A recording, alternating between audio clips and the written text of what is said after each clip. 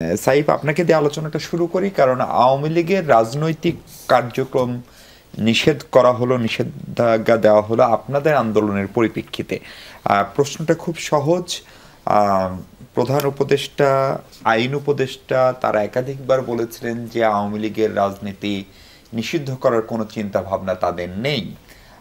হঠাৎ করে এই সরকারের ক্ষমতায় থাকা অবস্থায় রাষ্ট্রীয় প্রোটোকল ব্যবহার করে সাবেক রাষ্ট্রপতি আব্দুল হামিদ অ্যাডভোকেট তিনি বিদেশ চলে যাওয়ার পর আপনারা একটা আন্দোলন শুরু করলেন এবং সেই আন্দোলনে আপনি একটা সময়সীমা দিলেন, এমনকি সময়সীমাটা ঘন্টার হিসেবেও দিলেন যে 1 ঘন্টার ভিতরে ঘোষণা না আসলে আপনারা যমুনার দিকে যাবেন।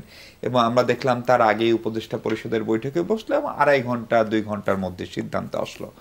ফলে আওয়ামী লীগের এই কার্যক্রম নিষিদ্ধ করে আসলে এনসিপি রাজনৈতিকভাবে কতটা অর্জন করলো? দেখুন, আসলে এটা এনসিপির অর্জনের থেকে আমি বলবো যে বাংলাদেশে আপামর জনগণের যে একটা আকাঙ্ক্ষা ছিল সেটার আসলে বাস্তবায়নের একটা ফার্স্ট স্টেপ কালকে এসছে।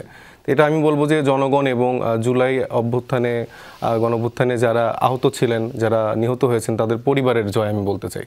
তো সেই জায়গা থেকে যখন 5 আগস্টের পর থেকেই আমাদের কিন্তু মূলত মেইন একটা এজেন্ডা ছিল যে আওয়ামী লীগকে একটি আইনি প্রক্রিয়াতে দিয়ে মানে বিচারিক প্রক্রিয়াতে নিয়ে তাদেরকে নিষিদ্ধ করার যে জায়গাটাতে যাওয়া। কিন্তু সেই জায়গায় আমরা দেখছিলাম অনেক গড়িমসি করা হচ্ছে। এছাড়া আমাদের যেই সব বিদ্যমান রাজনৈতিক দলগুলো যারা ছিলেন তারাও কিন্তু এই ব্যাপারে কিন্তু কনফিডেন্ট না, এবং সেই ব্যাপারগুলো সবসময় তারা অ্যাভয়েড করে গেছেন যে জনগণ সিদ্ধান্ত নেবেন বা এরকম প্রক্রিয়ার দিকে গেছে। তো যখন আমরা জাতীয় নাগরিক কমিটি আসলে গঠন করি তখনও কিন্তু আমাদের মূল একটা এজেন্ডা ছিল এই আওয়ামী লীগের বিচার এবং নিষিদ্ধকরণের যে জায়গাটা। তো সেটা নিয়ে কিন্তু আমরা ধারাবাহিকভাবে কাজ করে যাচ্ছি। আপনি জানেন যে এনসিপি গঠন করার পর থেকে ঈদের সময়টায় আমাদের তখন সেরকম কার্যক্রম ছিল না, কিন্তু এর পরবর্তীতেই কিন্তু আমরা গত সপ্তাহে কিন্তু ঢাকা মহানগর 2 তারিখে আমরা কিন্তু একটা বড় সমাবেশ করি এই মানে বিচারিক প্রক্রিয়া এবং আওয়ামী লীগের নিষিদ্ধকরণের দাবিতে। সেখানে কিন্তু মানুষের ব্যাপক একটা সাড়া ছিল, এবং আমরা যখন দেখলাম যে আসলে 5 আগস্টের পরেই ক্যান্টনমেন্টে 700-র অধিক আসলে আওয়ামী লীগের বড় বড় রাঘব বোয়ালরা যেখানে লুকিয়েছিল এবং কিভাবে তারা পালাচ্ছে সেই বিষয়টা নিয়ে কিন্তু আমরা বেশ সন্দেহ ছিলাম। আমরা দেখতে পাচ্ছিলাম যে সরকারি বিভিন্ন লোক, তারপরে বিএনপি বা অন্যান্য রাজনৈতিক দলের সাথেও কিন্তু লিয়াজু করে কেউ কেউ সেফ এক্সিট কিন্তু পেয়ে যাচ্ছিল। তো সেই জায়গা থেকে আমরা আস্তে আস্তে গুছাচ্ছিলাম এবং আমরা মানে জনগণের সাথে যে সম্পৃক্ত হওয়ার যে জায়গাটা সেটা আমরা তৈরি করছিলাম। এবং আপনি দেখেছেন যে হামিদ পালিয়ে যাবার পরে কিন্তু মানুষ আরো মানে ফেপে ওঠে, ফুসে ওঠে। এবং আমাদের কেন বলছেন, মানে এয়ারপোর্ট দিয়ে কি পালিয়ে যাওয়া যায়? মানে পুলিশ প্রোটোকল, ওনার পাসপোর্টের সিল, উনি কূটনৈতিক পাসপোর্ট ইউজ করেছেন, নাকি তাকে পালিয়ে যেতে কেউ সহায়তা? আমি এটাকে পালিয়ে যাওয়াই বলবো, কারণ আমার ওই কাঠামোগত জায়গা থেকে আসলে সেই সব সুযোগ করে দেওয়া হয়েছে। তো সেই জায়গায় কারণ তার তো একটি মানে বিচারিক প্রক্রিয়াতে যাওয়ার কথা ছিল, তার একটা মামলা ছিল, সে মানে খুনির অপরাধীর একটা মামলাতে সে ছিল, কিন্তু সে জায়গা থেকে সেফ এক্সিট পেয়ে গেছে। সেখানে কারা আসলে মানে যুক্ত ছিল সেগুলো এখন আমার মনে হয় যে বের হয়ে আসা উচিত। এবং পরবর্তীতে এটাতে যখন জনগণ আসলে ফেপে উঠলে, ফুসে উঠলে, এবং এনসিপি কিন্তু হাসনাত আবদুল্লাহ কিন্তু প্রথম এই ঘোষণাটা দেয়, সেই সাথে কিন্তু জুলাইয়ের সময় যতগুলো রাজনৈতিক দল এবং যত ছোট ছোট মানে সংগঠন যারা গড়ে উঠেছিল তারা কিন্তু সেই দাবিতে মাঠে নামে এবং তারা কিন্তু এই একটা নতুন করে আন্দোলনটা সফল করে। তবে আমার যেটা একটা মানে কষ্টের জায়গা, বিএনপির মতো বড় রাজনৈতিক দলকে কিন্তু আমরা আসলে সে সময় কোনোভাবেই মাঠে পাইনি। ফলে এটি নিঃসন্দেহে আপনাদের একটু সফলতা। কিন্তু আমার একটু ছোট্ট জানার বিষয় যে প্রথম যখন হাসনাত আবদুল্লাহ স্ট্যাটাস দিলেন, হাসনাত আবদুল্লাহ আপনাদের আমরা যদি ধরে নিই তৃতীয় শীর্ষ নেতা, ফলে সেটা কি তার ব্যক্তিগত স্ট্যান্ড ছিল নাকি এটা এনসিপির কোনো সমন্বিত সিদ্ধান্ত ছিল এবার যে আন্দোলনটা হলো? 1, 2 হচ্ছে, এবং আমরা দেখলাম আন্দোলনটা আসলে গতি পেল যখন সেখানে আমাদের ইসলামী দলগুলো, বিশেষ করে জামাতে ইসলাম, হেফাজতে ইসলাম, ইসলামী আন্দোলন বাংলাদেশ জয়েন করলো তারপরে। ফলে এই অর্জনটা কি এনসিপির অর্জন, নাকি এর পেছনে সবচেয়ে বড় শক্তি হিসাবে জামাতে ইসলাম বা ইসলামী ছাত্র শিবিরও কাজ করেছে? আমি মনে করি এটা আসলে মানে প্রথম বললাম যে বাংলাদেশের জনগণের এটা জয়। এনসিপির জায়গা থেকে তো আমরা ধারাবাহিকভাবে এই কার্যক্রম শুরু করছিলাম, কিন্তু সেই অ্যাটেম্পটা আসলে হাসনাত আবদুল্লাহ নিজে নিয়েছে।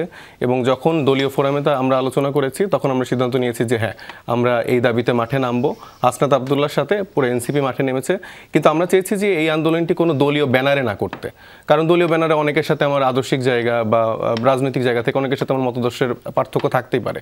তো সেই জন্য আমরা চেয়েছি যে এটা আমরা আসলে দলীয় ব্যানারে না করি, এই জায়গা থেকে যেন অন্যান্য দলগুলোও আসতে পারে। আমরা চেয়েছি বিএনপি সহ বড় বড় যেই রাজনৈতিক দলগুলি আছে তারা আসবে। আপনি যেদিন প্রথম দিন যেদিন দেখবেন সেদিন কিন্তু জামাতে ইসলামী বা এরকম কোনো বড় দলগুলো কিন্তু আমাদের সাথে কোনো সময় সম্পৃক্ত ছিল না। সেখানে আপামর জনতা রাত 2টা-3টার সময় মানুষ সব মাঠে নেমে এসছে এবং যমুনার ওইদিকে চলে এসছে, অনেক জায়গায় বাধা পাওয়ার পরেও কিন্তু তারা এসছে।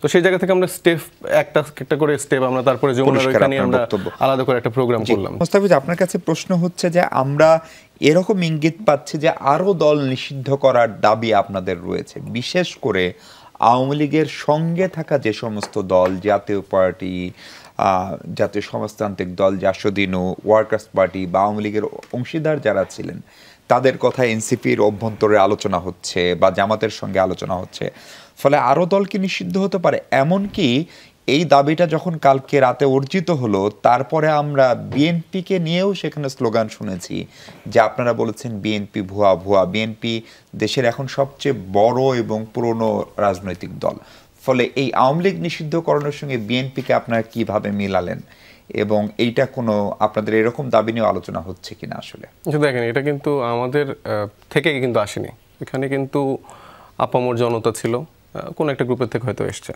তো আমি তার আগে প্রতিরোধ বা প্রতিবাদ করেননি।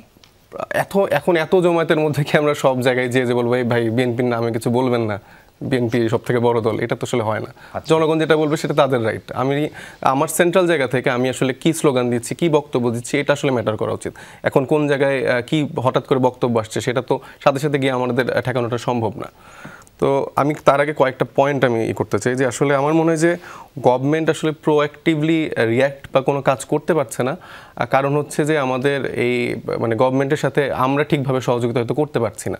যেই প্রধান রাজনৈতিক দলগুলো আছে আপনি দেখেন প্রথম থেকে শুরু করে, মানে আপনাদের ব্যাখ্যা না গভর্নমেন্টের ব্যাখ্যা? এটা আমাদের ব্যাখ্যা আমি বলছি আর কি। সো আমার যেটা আর কি মনে হয় যে আমাদের জায়গা থেকে যখন আমরা দেখেছি যে যেই ইস্যুগুলো প্রথমে এসছে, চুপ্পুর ইস্যু যখন এসছে বা জুলাই ঘোষণাপত্রের ইস্যুগুলো যখন এসছে, তখন কিন্তু বিএনপির দিকেই সবাই তাকিয়েছিল। বা আমরাও চেয়েছি আসলে কোনো পক্ষকে অসন্তুষ্ট রেখে আমরা কোনো দাবি আদায় করতে চাই না। সেক্ষেত্রে আমরা বলেছি যে আমরা আসলে বিএনপি বা সবার একটা মানে কনসেন্সাসের ভিত্তিতে আমরা একটা দায় জায়গায় পৌঁছাতে চাই। কিন্তু সেখানে কিন্তু আমরা দেখেছি বিএনপি ওই সাপোর্টটা কিন্তু আমাদেরকে দেয়নি, বরঞ্চ সেই জায়গাগুলোতে কালক্ষেপণ করেছে এবং আরও জিনিসটা প্রক্রিয়াটা দীর্ঘ করেছে। তো সেই জায়গায় একটা জিনিসও কিন্তু আমরা সাকসেসফুলি পাই নাই। তো যখন এনসিপি রাজনৈতিক দল হিসেবে আত্মপ্রকাশ করলো তখন থেকে কিন্তু আমরা বুঝতে পেরেছি যে বিএনপি সেই আন্তরিকতার জায়গাটায় যথেষ্ট অভাব আছে। এবং বিএনপি যে জায়গা থেকে পলিটিক্স করছে তার মানে ধ্যান জ্ঞান একটাই যে আগামীকালকে আপনারা ইলেকশন দেন, দেশের সব মানে যত সমস্যা যা কিছু আছে আগামীকালকের মধ্যে বিএনপি ইলেকশনে আসলেই সেটা আসলে সমাধান হয়ে যাবে। তো সেই জায়গা থেকে আওয়ামী লীগের ইস্যুটা আমি যেটা মনে করি যে তাদের যেটা চিন্তাধারা, আমি এর আগেও বিভিন্ন টকশোতে আমার যারা সমালোচক ছিলেন তারা বলেছেন যে আওয়ামী লীগের কিন্তু একটা বড় ভোট ব্যাংক আছে, এই এত বড় একটা অংশকে বাদ দিয়ে কিন্তু আমরা এটা করতে পারি না, বা তাদের এটা কনসার্নের একটা জায়গা, যেটা আমি ফিল করি যে ওই ভোট ব্যাংকটা আসলে তারা চিন্তা করছে যে তারা কীভাবে ক্যাশ করতে পারে। তো আমি মনে করি যে মানে গত 7 জানুয়ারি যে ইলেকশন সেখানে কিন্তু ভোট কাস্ট হয়েছে কিন্তু সর্বোচ্চ 7%, 4 to 7%। তো আওয়ামী লীগের যদি এত বড় ভোট ব্যাংক থাকে তারা তো ভোট দিতে যেত। আওয়ামী লীগেরও যারা ভোটার ছিল তারা কিন্তু আর আওয়ামী লীগকে ট্রাস্ট করে না। এই এতদিনের যে সহিংসতা, 2009 সালের যে মানে পিলখানার হত্যাকাণ্ড, 2013 সালের যে শাপলা, এরপরে হচ্ছে যে মোদি বিরোধী আন্দোলনে যে আওয়ামী লীগের ভূমিকা এবং এই জুলাই যে তরতাজা আমাদের স্মৃতি, সেই জায়গাগুলোতে কিন্তু আওয়ামী লীগও যারা করতো আসলে তারা কিন্তু প্রকৃতপক্ষে এখন আর কেউ আওয়ামী লীগ সাপোর্ট করে না। তো বিএনপি যে এই কোয়েশ্চেনগুলো নিয়ে চিন্তা করে এবং বলছে যে আমরা লিখিত দিয়েছি, আমরা কেন শাহবাগে যাব, তারা কিন্তু অলরেডি তাদের যে টোন, তারা অলরেডি গভর্নমেন্টে চলে এসছে এবং তারা এগুলো আসলে কেয়ার করে না। তারা অলরেডি গভর্নমেন্টে নির্বাচন ছাড়া আসলে কি আর কোনো সমাধানের পথ আছে সাইফ? না, অবশ্যই নির্বাচনে তো আমরা তো নির্বাচনের বিপক্ষে না। মৌলিক সংস্কারের চাওয়া বা আমরা যে সংস্কারের কথাগুলো বলছি সেটাকে আমরা বলছি যে আমরা ইলেকশন একদমই চাই না। যে সময়সীমা দেওয়া হয়েছে ডিসেম্বর টু জুন, আমরা তো বলছি যে এই সময়সীমার মধ্যে আপনারা এই কাজগুলো করে আপনারা নির্বাচনে যান। আমরা তো নির্বাচনের বিপক্ষে না, আমরা একটা রাজনীতির দল হিসেবে আমরাও তো চাইবো মানে নির্বাচনের মাধ্যমে একটা মানে নতুনভাবে পাওয়ার সিস্টেমটা ডেভেলপ করুক। কিন্তু তার আগে যেই নির্বাচন কমিশন আছে সেগুলো সংস্কার ছাড়া তো আমরা এই পুরনো রাজনৈতিক বন্দোবস্তের দিকে আমরা যাচ্ছি।